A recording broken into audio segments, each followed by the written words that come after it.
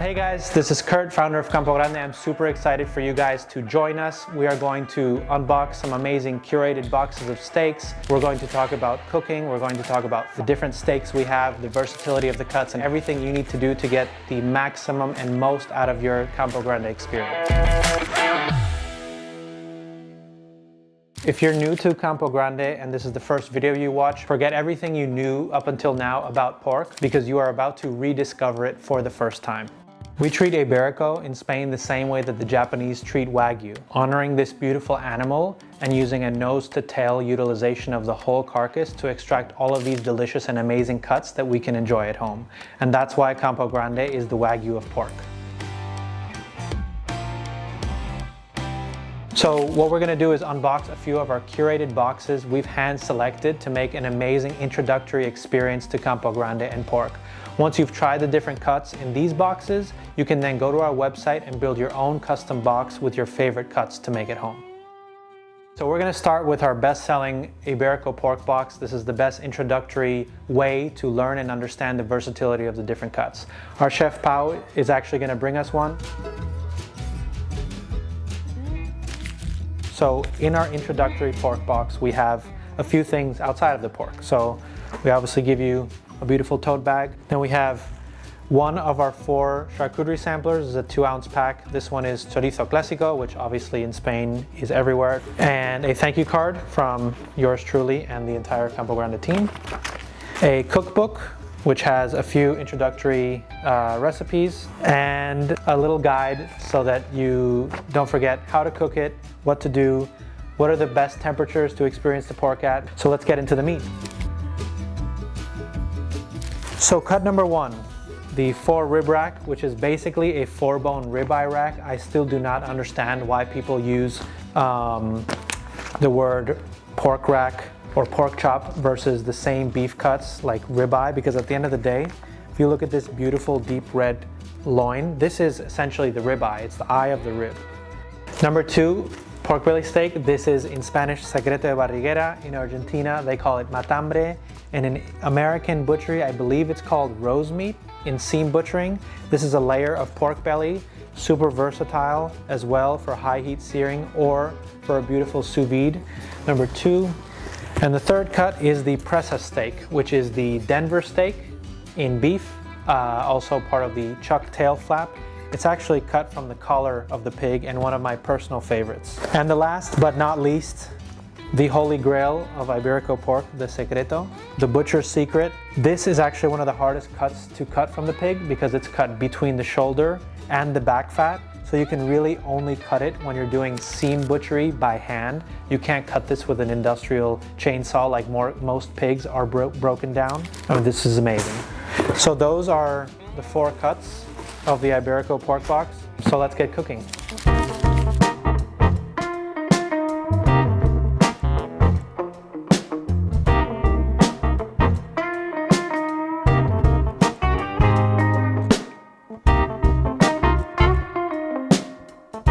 First, we're going to cook the Presa steak, the Denver steak, part of the pork collar. It's extremely versatile, so Pau is going to show us a couple of ways to butcher it. So basically, because it's a thick piece, it kind of resembles like a football. You can either roast the entire thing or sear it, finish it in the oven, or what both of us really like to do is we cut it into 2 thinner steaks. And that way, they're a quick sear. You don't have to finish them in the oven and they're much faster. So now what Pau's doing, he's cutting a little bit of the fat off so that we can use those trimmings to oil the pan.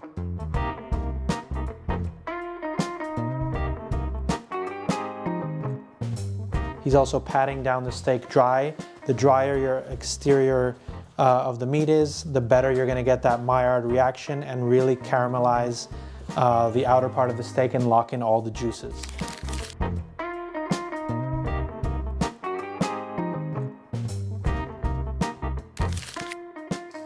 Really simple, just salt, maybe some black pepper if you want, at least for your first time, so that you can just experience the meat itself. You don't need to add any sauces or anything. You don't even have a lot of oil because it's going to continue rendering from the steak, because remember, this fat is similar to Wagyu, so it has a lower melting point. Okay.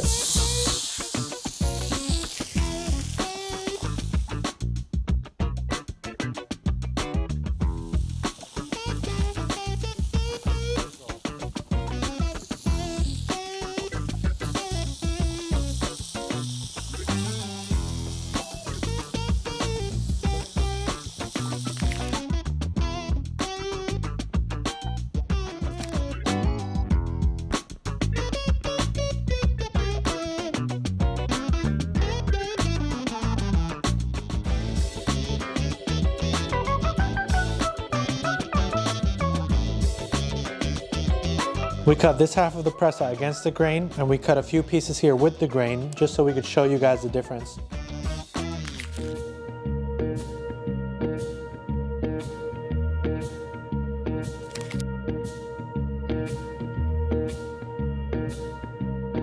So now that we have these beautiful slices, once everybody's tried it, if you have like a few extra left over, I think we were gonna... If you want an appetizer or whatever, you can do like a montadito with that.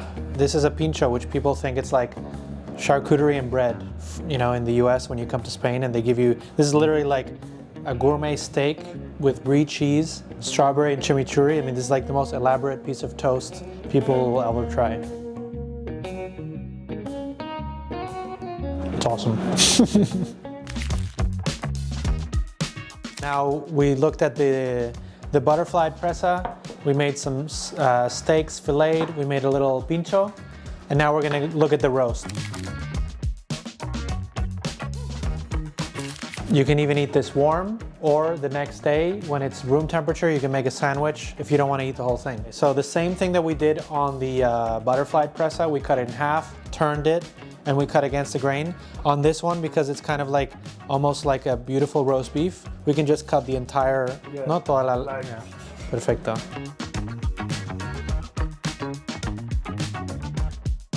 We didn't baste it, we didn't marinate it, we did absolutely nothing to it. This is literally, it's just swimming in its own juice. Well, this is at 145 medium rare, and it just like breaks apart like nothing. So this is presa two ways. I mean, how versatile is this that you can make something that resembles roast beef, almost like a Wagyu steak, yep. And at the same time, you have these beautiful strips grilled, ready to grill.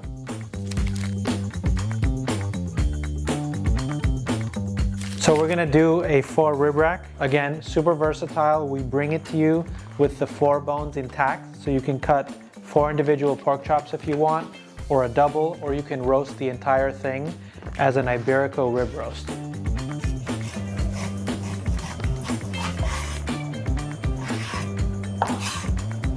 So in this same pork chop, you have the ribeye, and then you have the baby back rib, which is the part that's closest to the ribeye. And you have all this meat still left on it because we don't French the racks, because this meat here is ridiculously delicious. You don't need to smoke it for 6 hours for it to be tender. It's fall off the bone already. So let's cook it.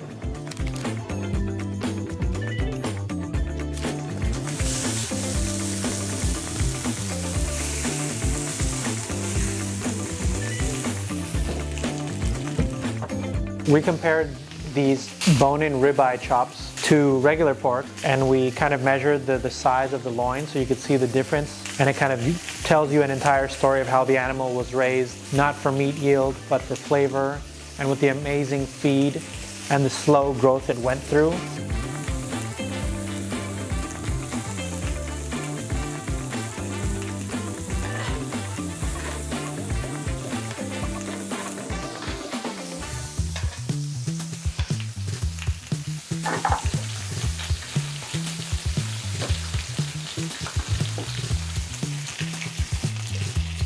The same thing with cutting against the grain also goes with the loin, with the ribeye of the loin. If you cut in a diagonal angle, you'll see that if you cut correctly, you'll have the same texture as the presa in the cross section.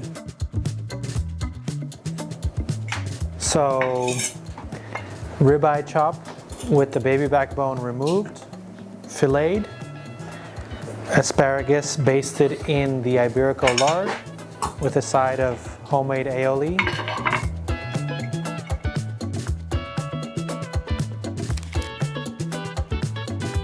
So what we have here is another way of preparing. We Pao cut 2 double pork chops and he put it in a sous vide bath. We used a Nova for this, and it's been cooking for a couple of hours at a super low temperature, exactly to the temperature we want it cooked at 145, more or less, medium rare. And inside it's full of juices and a couple of herbs we put it with. Yeah. And now all we're gonna do is finish it, sear it on the grill, and it'll be ready to go. So when you take it out of the sous vide, it looks kind of like not appetizing, but that's only because it's been fully cooked to perfection in the middle, and now you're gonna create that beautiful caramelized, marbled crust. Even the rosemary that he put inside the sous vide bath, he's using that to baste it in the pork chop fat, just to add more flavor to it in this last searing moment. So what we're literally doing is just adding a crust for a beautiful texture when you bite into it.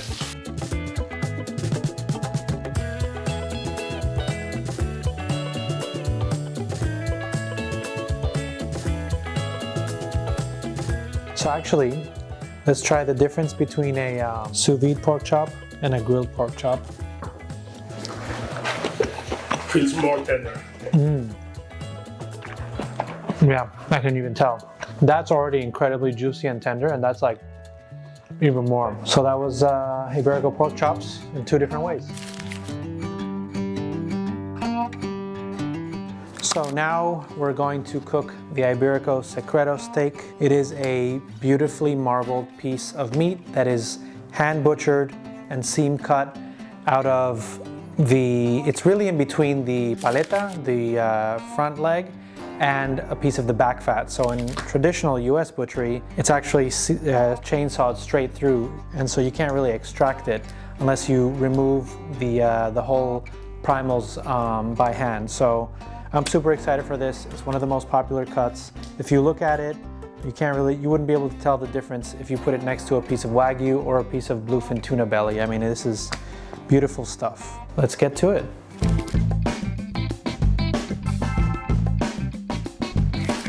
What's so awesome about these cuts is like, you don't really even need to explain anything. We just took it out of the packet, put salt, and it's in the pan. We didn't add any oil, we didn't add any marinade, seasoning, there's like nothing on it.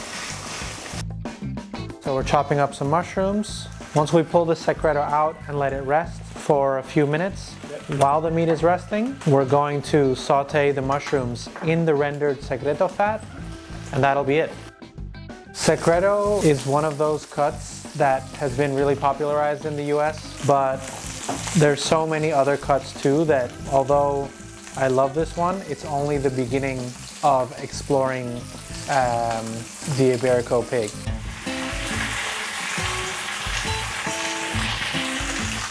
With the Secreto, actually, the lines of the muscle fibers are even more pronounced than in the other cuts. So you can see they're all going across like that. So we took one steak and we turned it into a luxury stir fry. And while that was being cooked, the other half of the Secreto is just sliced perfectly against the grain with some toast, like Pao's doing. Or you can just fillet it and put it in the center of the table, and everybody can just grab pieces as a main course as well.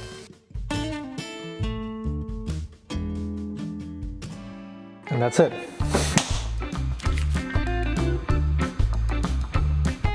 So now we're gonna cook the pork belly steak. It's actually a thin layer within the pork belly, so it has a bacony texture, but it also has to get cooked in the right way. It's really nice when you char it and crisp it up on the grill, but we are going to make it kind of a porchetta style with cheese and charcuterie.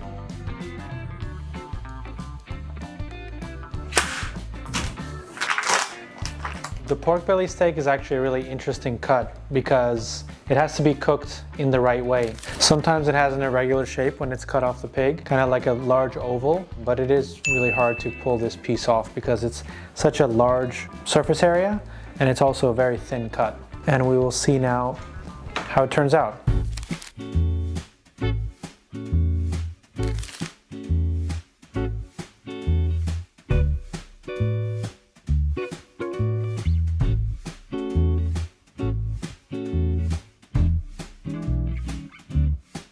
what we're doing is rolling the pork belly steak with butcher's twine. You can prepare it two ways. You can either do it in the oven, roasting it, or you can just pan sear it, the entire thing, to get a crust, and then you can cut medallions and then finish those off individually. So we're gonna opt for doing the pan searing method, and I think it's gonna be delicious.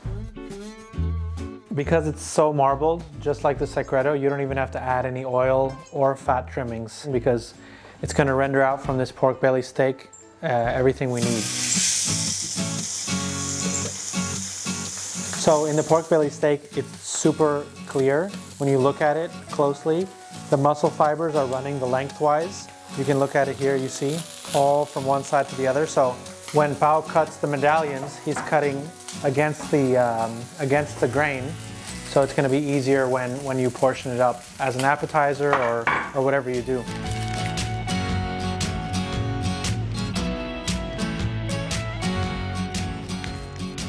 Let's take it out of the pan and cut these medallions.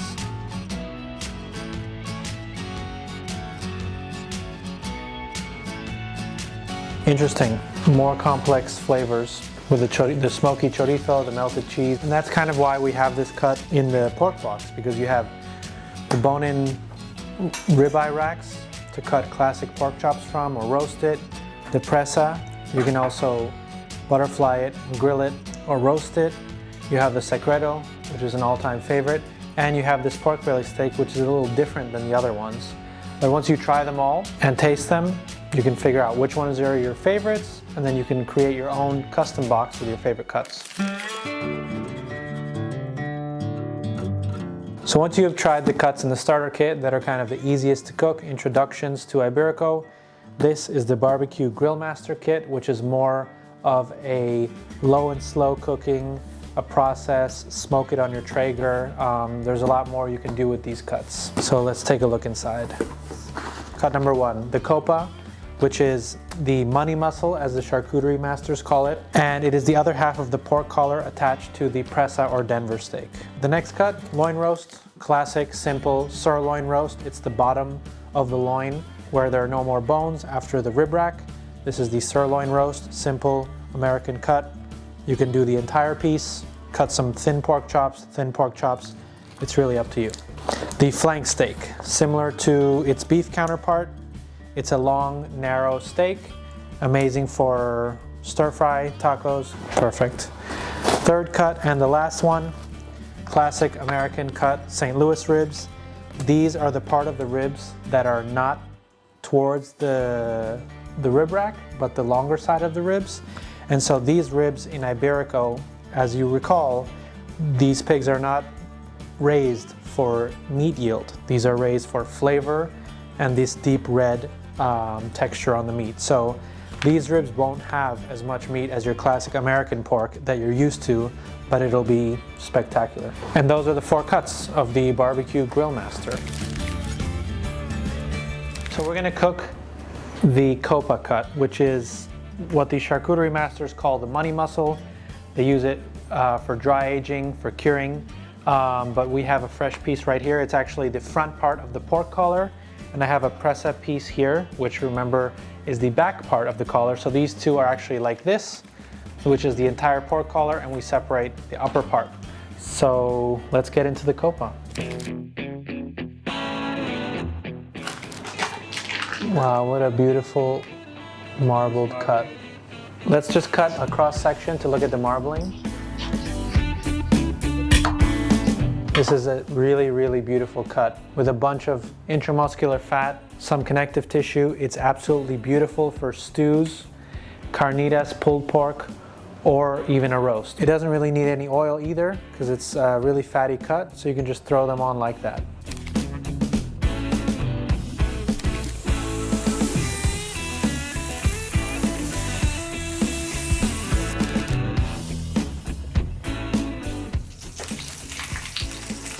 So now we have a few Coppa steaks out. We can let that rest and we can get into this stew over here.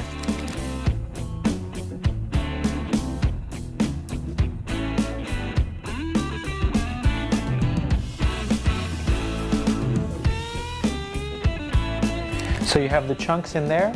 And then you have carrot, you have the chunks of coppa, you have the carrot here, and you have potato. And all with this beautiful dark beer sauce.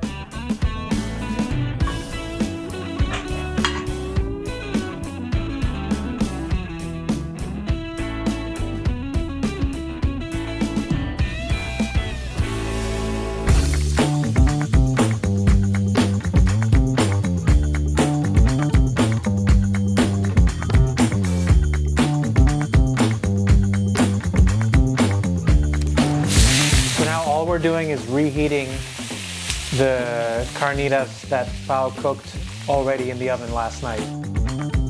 Vamos a hacernos un taco para probar.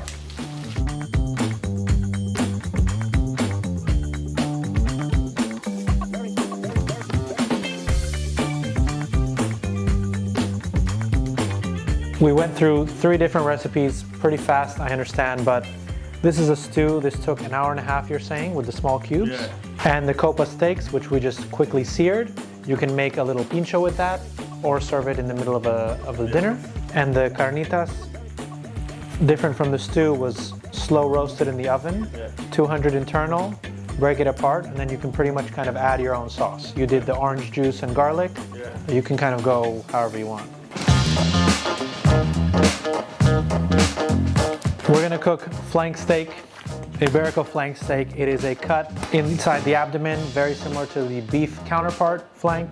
It's a long, narrow strip. I think we're gonna grill it and do some tacos.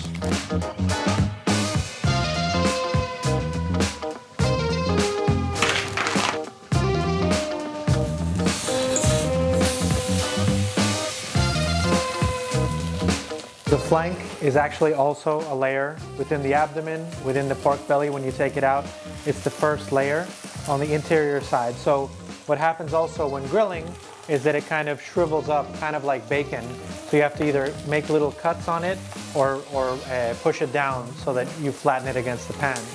We're gonna put a little squeeze of lemon here, since we're gonna make it a taco. And it also, the acidity, it kind of cuts through the fat a little bit, so that goes really well.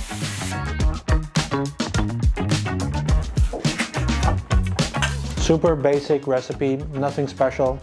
We literally grilled the flank in its own rendered fat, 1 squeeze of lemon, and we heated a tortilla in the rendered fat.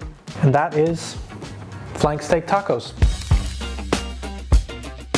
We're gonna do some St. Louis ribs, classic American cut. This is actually the rib section that is attached to the bone from the rib rack. So it'd be St. Louis, the baby back, and then the loin. So the entire 4-bone rib racks that we're doing are actually right here. And then this is the other part of the rib. So in Ibérico, when they pull out the St. Louis ribs, it actually has less meat than your traditional ribs. So if you do get this, do not be surprised that these ribs have less meat on them. Remember, these pigs were not bred for meat yield, they were bred for flavor. So these will be amazingly delicious and fast to make, but they will not have all the meat that you might be accustomed to.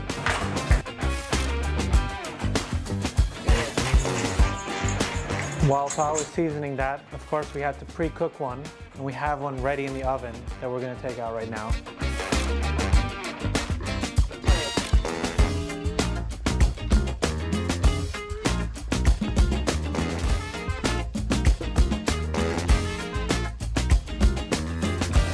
Delicious.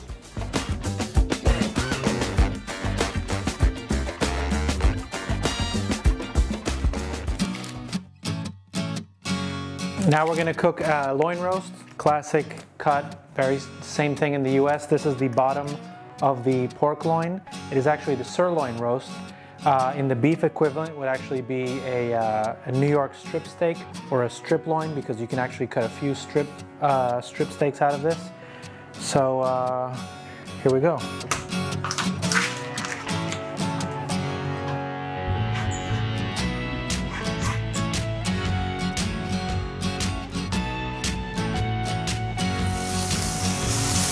What's great about the loin roast is that because you get a piece and not cut into chops, you can choose your own thickness. So if you want them thinner and do them on a higher heat, that's fine too. Or if you want to roast the entire thing in the oven, you can as well. And then even if it's more time has passed and it's just room temperature, you can just slice it thin for a sandwich even. Wow, perfection. Temperature perfection.